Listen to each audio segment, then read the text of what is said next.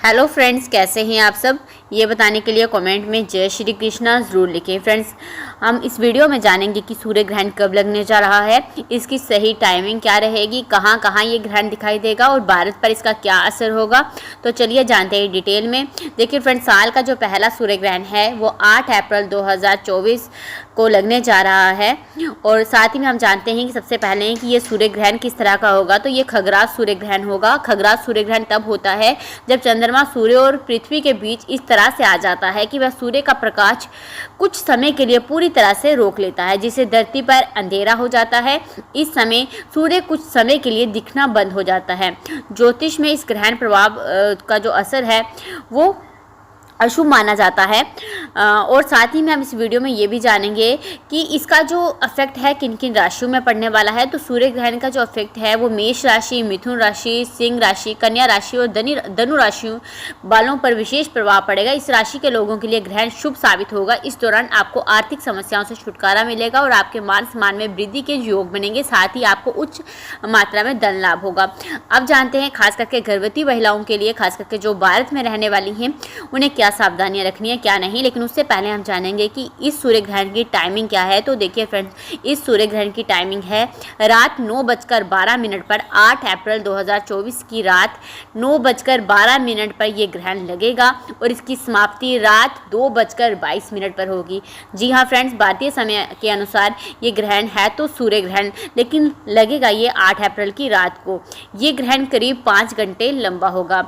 अब देखते हैं कि सूर्य ग्रहण लगेगा कहाँ कहाँ। तो देखिए फ्रेंड्स, साल का पहला सूर्य ग्रहण पश्चिमी यूरोप, पैसिफिक, उत्तरी अमेरिका, कनाडा, मध्य अमेरिका, दक्षिण अमेरिका के उत्तरी भागों में, अटलांटिक, आर्कटिक, मैक्सिको, इंग्लैंड के उत्तर पश्चिमी क्षेत्र में, आयरलैंड में ये ग्रहण दिखाई देगा।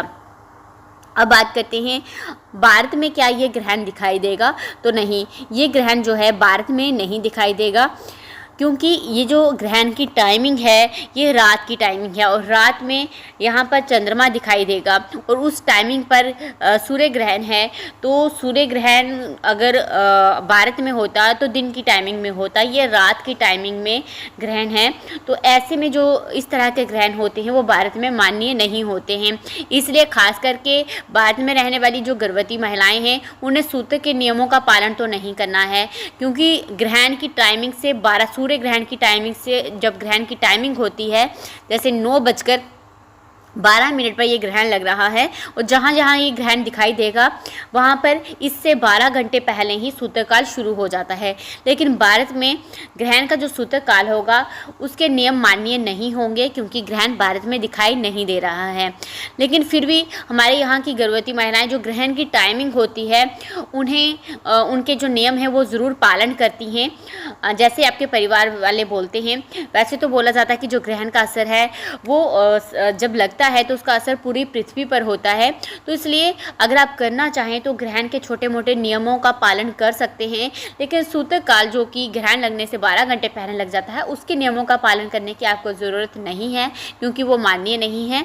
और ग्रहण काल में जो नियम होते हैं, जैसे नुकीली चीज़ों का इस्तेमाल आपको नहीं करना है, खाना बनाना, खाना पकाना, सब्जी कट करना, नुकीली चीज़ों को हाथ लगाना जैसे सुई, कैंची, पेन, पेंसिल, सब्जी काटना, सब्जी छूना, आग जलाने वाले काम, सारे काम जो हैं वो वर्जित माने जाते हैं। इस समय पर रिलेशन मेंटेन करना भी वर्जित माना जाता है।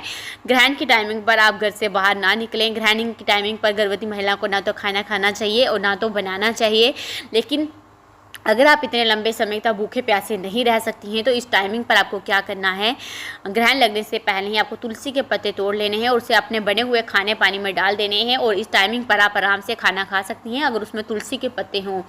और अगर तो भी आप कोई भी नियमों का पालन नहीं करना चाहते हैं, अगर आपके घर परिवार वाले आपको नियमों का पालन करने के लिए नहीं बोल रहे हैं, तो ऐसे में आप एक ही काम कीजिए, आप तुलसी की माला गले में पहन लीजिए और इस टाइमिंग पर भगवान का स्मरण करते रहिए, तो कोई भी आपको परेशानी नहीं आएगी। और बाकी अगर आप कोई उपाय करना चाहते हैं तो इस टाइमिंग पर अपने पास एक नारियल ज़रूर रखें और इस टाइमिंग पर आप ऐसे रूम में बैठें जहाँ पर बाहर की रोशनी आप तक ना पहुँचे।